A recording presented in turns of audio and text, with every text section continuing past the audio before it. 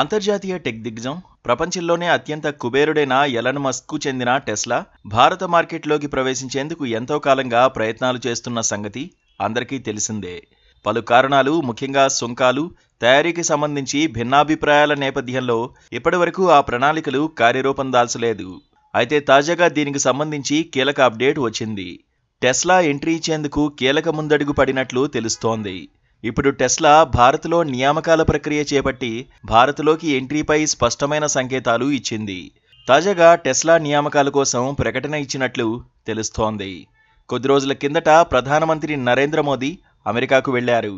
అక్కడే టెస్లా అధినేత, Twitter, space ex chief Elon Musk మోదీతో భేటీ అయ్యారు. ఈ క్రమంలోనే ఆయన భేటీ అయిన కొద్ది రోజుల్లోనే తాజా పరిణామం చోటు చేసుకోవడం ప్రాధాన్యం సంతరించుకుంది. ఇప్పుడు మొత్తం 13 విభాగాల్లో ఉద్యోగాల భర్తీకి అభ్యర్థులు కావాలని టెస్లా సోమవారం రోజు తన లింక్డ్ఇన్ పేజీలో ప్రకటన చేసింది. దీంట్లో బ్యాకెండ్ జాబ్ సహా customer related, service adviser, manager, store manager వంటివి ఉన్నాయి. సర్వీస్ టెక్నీషియన్, అడ్వైజరీ సహా కనీసం 5 పొజిషన్ల కోసం ఉద్యోగుల్ని ముంబై, ఢిల్లీ 2 చోట్ల నియమించుకోనున్నట్లు తెలిపింది company. Delivery operations specialist, customer engagement manager వంటి విభాగాల్లో ఉద్యోగుల్ని ముంబై కేంద్రంగా తీసుకోనున్నట్లు ప్రకటనలో పేర్కొంది. సంవత్సరం నుంచే టెస్లా భారత మార్కెట్లోకి వచ్చేందుకు ప్లాన్ చేస్తోంది. దీనికోసం అప్పట్లో ఈవీలపై దిగుమతి సుంకాల్ని గణనీయంగా తగ్గించాలని మస్క్ సంస్థ డిమాండ్ చేసింది. దీనికి కేంద్ర ప్రభుత్వం మాత్రం షరతులు విధించింది.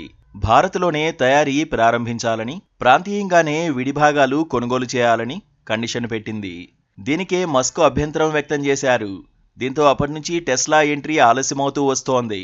ఇటీవల మోదీతో భేటీ సందర్భంగా మస్క్ ఈ టెస్లా ఎంట్రీ గురించి సుంకాల అంశం చర్చకు వచ్చినట్లు తెలిసింది. ఈ క్రమంలోనే ఇటీవల భారత కరెన్సీలో దాదాపు 34 లక్షల కంటే ఖరీదైన హై-ఎండ్ కార్లపై బేసిక్ కస్టమ్స్ సుంకాల్ని 110% నుంచి 70%కి తగ్గించింది. దీంతో తాజా పరిణామాల నేపథ్యంలో త్వరలోనే భారత్ రోడ్లపై టెస్లా కార్లు చక్కర్లు కొట్టే అవకాశాలు కనిపిస్తున్నట్లు ఆటో రంగ నిపుణులు చెబుతున్నారు. Please subscribe to KTV Telugu. KTV Telugu. KTV Telugu channel.